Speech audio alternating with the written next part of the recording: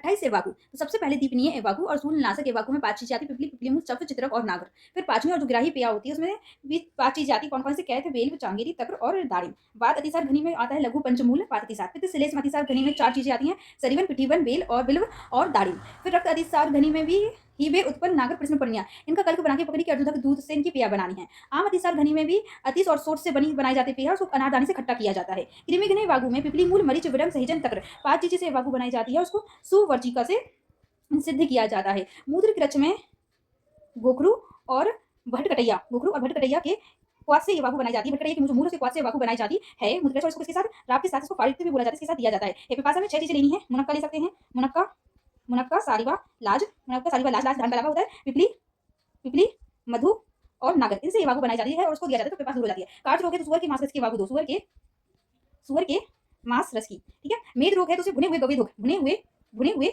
गवेधोग की एवागु, भुने हुए गवेधोग की एवागु। इसमें हमें क्या देना है? तिल प्रधान चावल, तिल प्रधान चावल देना है, घृत और नमक के साथ।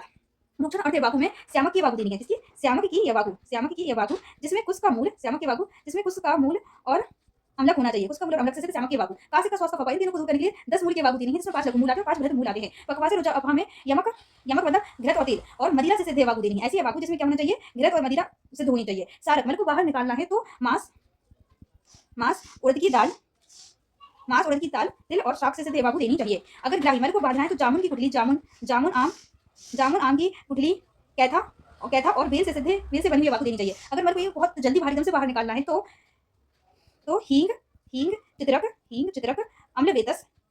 अम्लवेतस और यव छाल से बनी हुई एवागु देनी चाहिए। वात का अनुलेमन करने के लिए अभय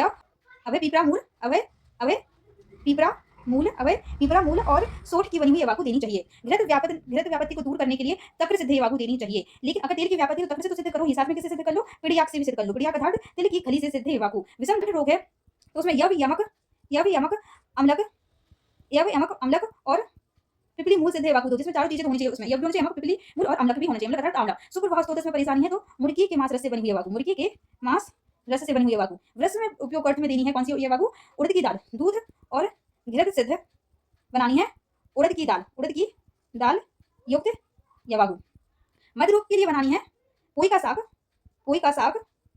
साग और दधी, से सिद्ध एवागु। क्षुधा रोग है तो बनानी है दूध और गोहो का मांस रस लेना है। किसका? दूध और गोहो का मांस रस से बनानी है किसकी एवागु? अपामार्ग के बीज की एवागु। भूख लग विषम ज्वर में गाय के मांस रस से सिद्ध एवागु। क्या देनी है विषम ज्वर में? गाय के मांस रस से सिद्ध एवागु। गाय के मांस रस से सिद्ध होनी चाहिए एवागु और खट्टी करनी होनी चाहिए ना। खट्टी किससे करेंगे उसको? अनार के रस से।